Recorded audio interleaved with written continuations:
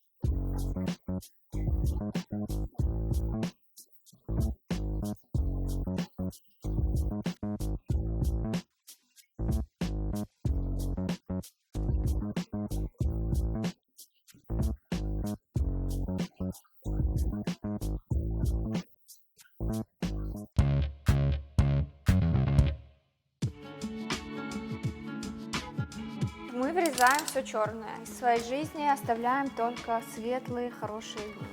Ну ладно, на самом деле мы вырезаем трафарет сейчас. И в данный момент оказывается, что у меня какие-то проблемы с моторикой.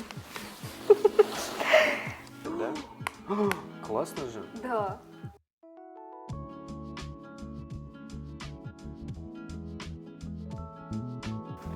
Что ты доживал? Вопрос на повестке дня первый. На засыпку? На засыпку. Если сформулировать его кратко, он звучит, что как ты вообще дошел до жизни такой.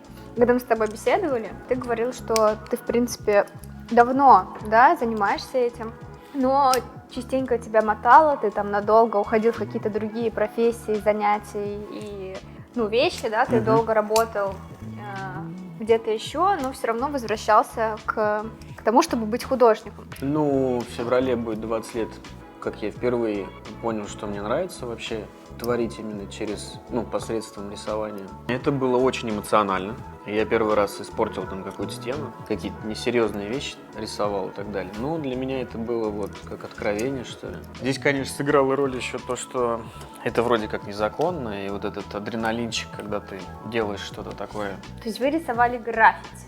Да, если можно так назвать. Я запомнил запах краски с того раза на всю жизнь. Временами, очень редко, когда мне бывает грустно, я беру этот самый баллон. Тот самый первый баллон? Он у тебя где-то остался? Тот самый первый нет, у меня остались... раньше была такая краска Абра, но сейчас она тоже есть. И у нее есть одна уникальная особенность, в ней внутри стеклянный шарик. Но он каждый шар не похож на друг друга. Есть там с пузырьками, есть фиолетовый, есть красный. И мы их даже собирали, коллекционировали какое-то время. Основные вехи. Прорисовал я, это значит началось в школе. Может, это какие-то эскизы там начались, участие в стрит-артах различных. Потом я что-то подзакинул все это дело. И что ты делал? Ты, наверное, как раз школу закончил уже? Школу закончил, пошел учиться в колледж, я поступил на ландшафтного архитектора. Тут наступает новая веха. Данила мне как-то позвонил и говорит: слушай, давай аэрографией заморочимся. И начали на тачках рисовать. Но мы научились делать китайским оборудованием, хороший достаточно уровень, который был соотносим с дорогим инструментом. Для меня это был, конечно, такой эстетический шок. В тот момент я, наверное, понял, что средства выражения вообще никак не влияют на качество работы. Идейно ты можешь любым материалом, в принципе, воспользоваться и любую идею осуществить. Заказы покатили, много достаточно машин сделали. В тот момент, кстати, первый раз я начал пилить подрамники для своих коллег-студентов. Так. И все, веха пошла дальше. Вы разрисовывали машины, потом вы начали, я так понимаю, разрисовывать, ты говоришь, клубы, магазины. Да, потом я параллельно начал красить крылья автомобильные. Ты понимаешь, что, например, аэрография не стреляет максимально. Больше даже не на машинах это пользовалось спросом, перешло в интерьер. Это как раз был переходный, заканчивал колледж, поступал в университет. Когда я поступил, я уже осознанно понимал, что есть эта творческая ниша. Наверное, в университете получилось так, что я подзатух. После армии пришел, и творчество меня как-то не привлекло. Я взял на тот момент последний длительный проект, причем он такой, я прямо открещивался, но все равно друг попросил. Мы восстанавливали старый АвтоВАЗ, «Жигули». И я поставил крест, думаю, все, мне надо уйти в вообще абсолютно какую-то другую стезю и просто отдохнуть. Хотя параллельно я уже зашел в ремонт и начал делать ремонт. И творчество в этот момент было абсолютно... И сколько этот период продолжался? 8 лет. То есть ты 8 лет делал ремонт?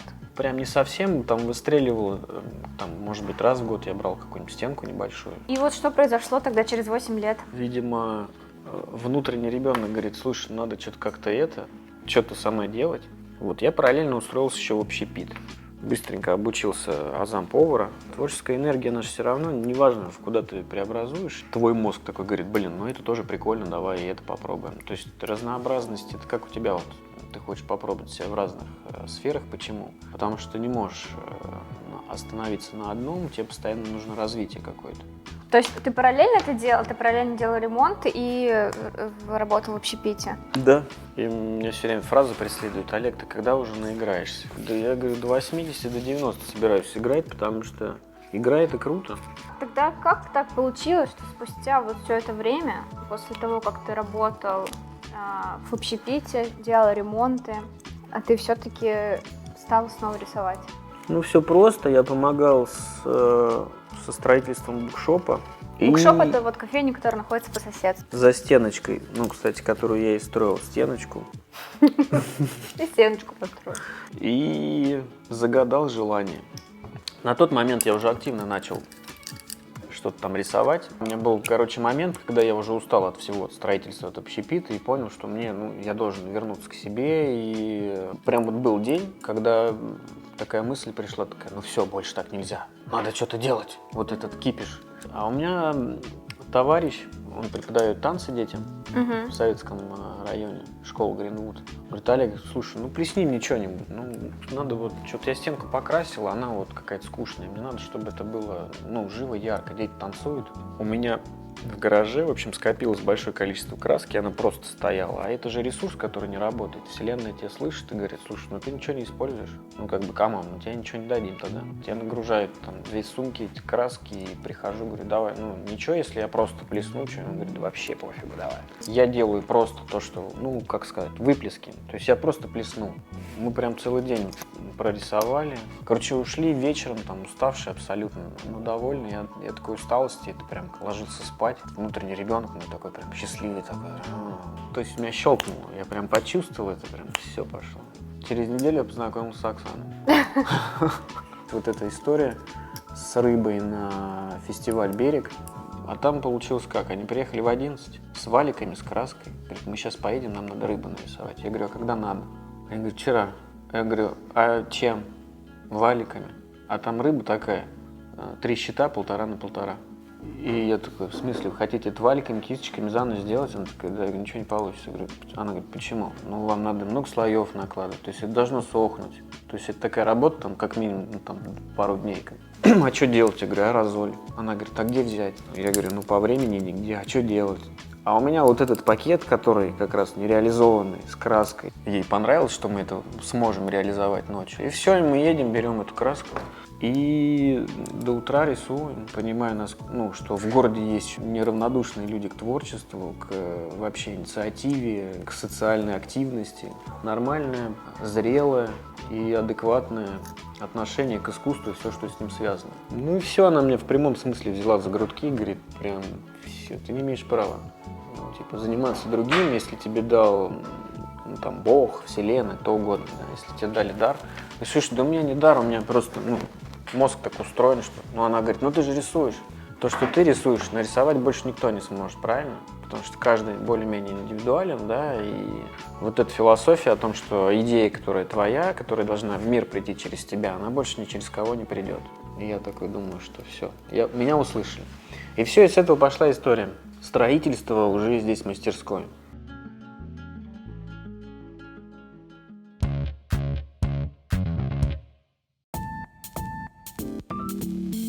Сегодня 3-й день. Мы с утра еще немножко повырезали, нанесли фон и сделали такие красивые ляпушки. Еще предварительно ты холст, который был дважды проклеен, загрунтовала. Мы еще загрунтовали, да, холст. Пока сохнет наша основа, мы делаем тест. И если он мне понравится, я его вырежу и заберу домой. Такие планы. Формат распечатки идентичен формату холста. Она такая будет четко в стиле поп-арта. Тут надо было что-то тоже синее порезать, нет?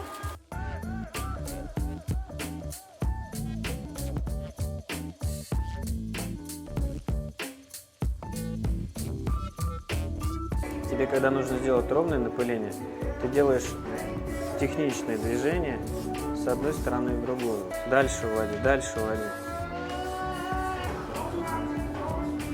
Практически.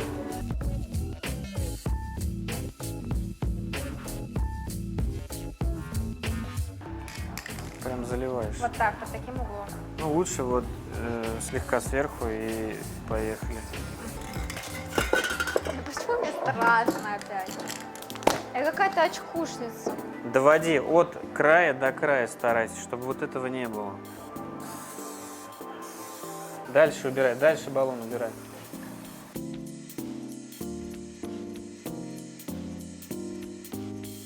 И вот здесь нужно контур выделить.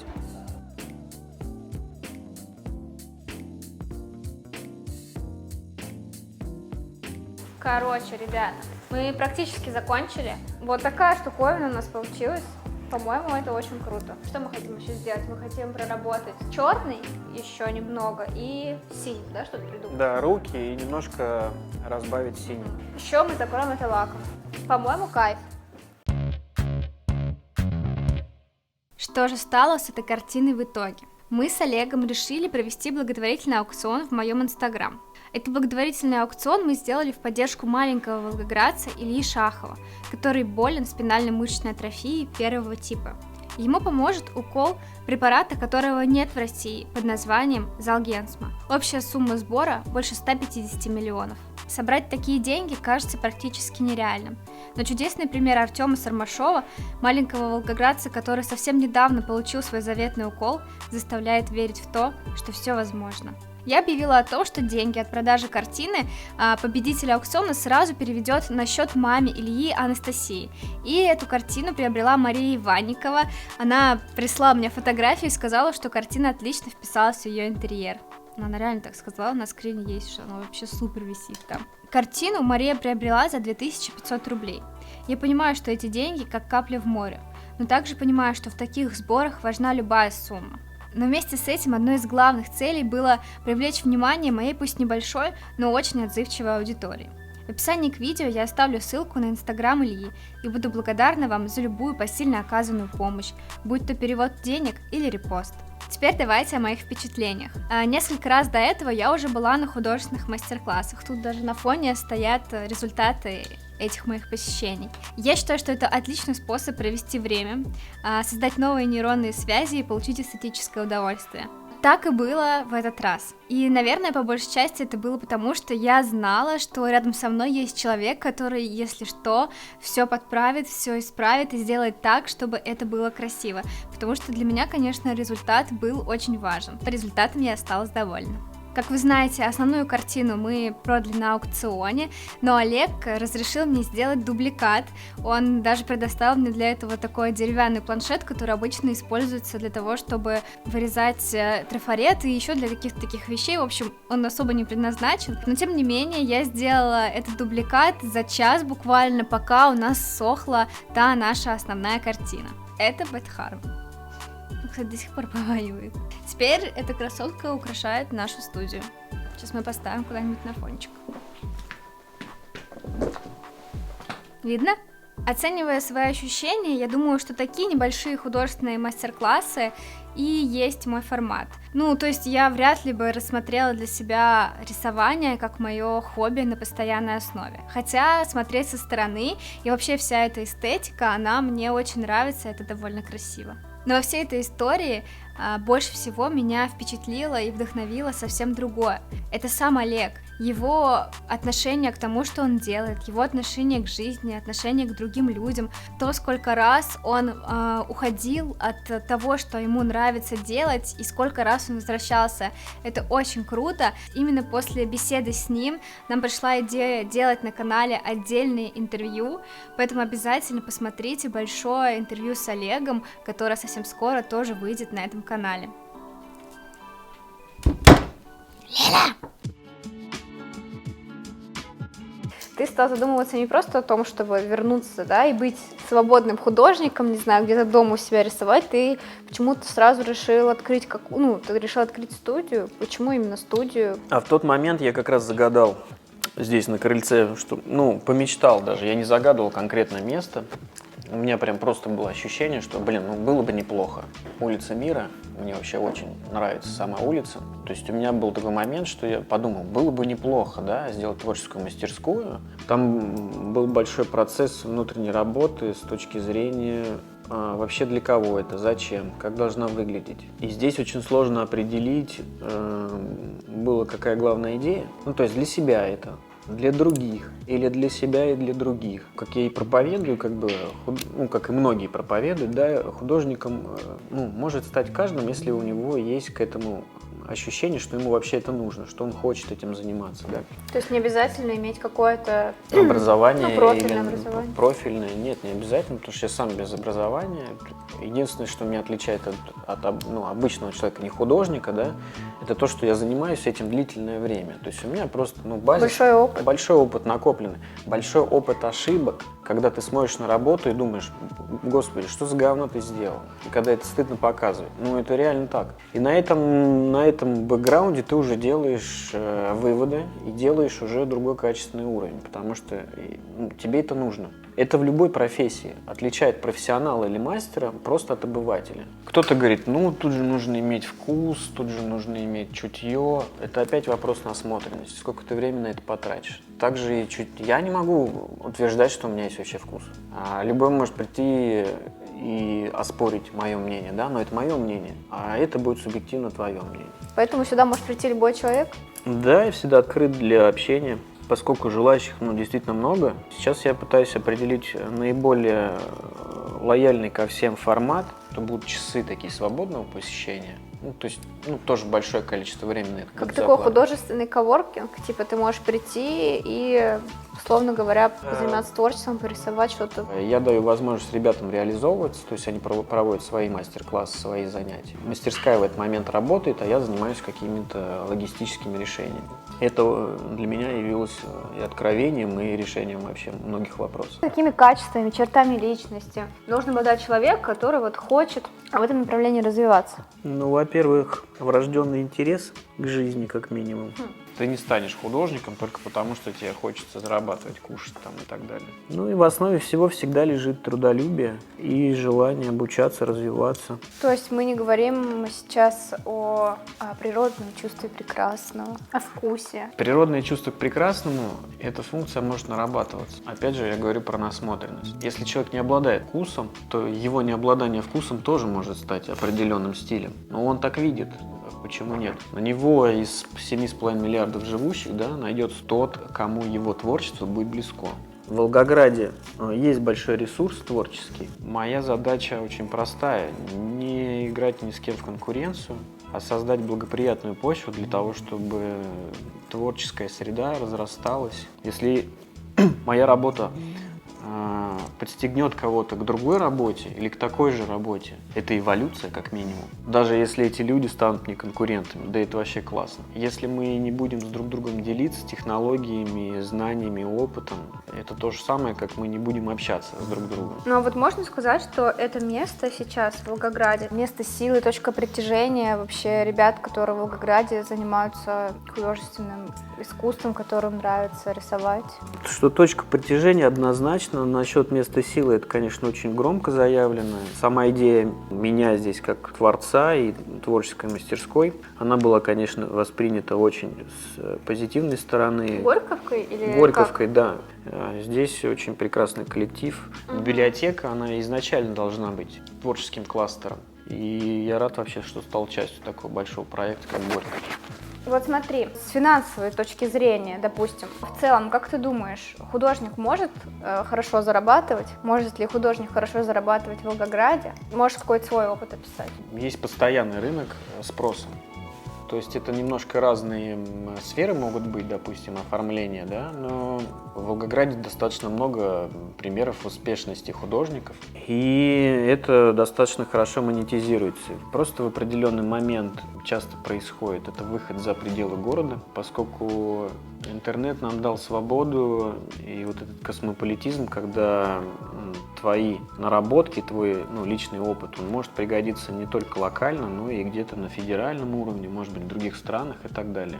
Есть художники, которые отлично продаются в России, живущие в Волгограде. Есть художники, которые прекрасно продаются в Европе, и они как это происходит? Также живут в Волгограде. То есть, например, я знаю условно говоря, про галереи, кто-то это увидит, ему это понравится. Инстаграм, но тоже это ты должен быть достаточно, условно говоря, популярным чуваком, чтобы это вышло на какую-то постоянную историю. Вообще, какие еще есть варианты, как-то себя продвинуть, если ты художник? Это интернет-ресурс, площадок достаточно много. Единственное условие того, что, опять, интересен ты этому интернет-ресурсу или нет. Опять же, если мы говорим про локальный рынок, то это сарафан, то есть офлайн-продажа.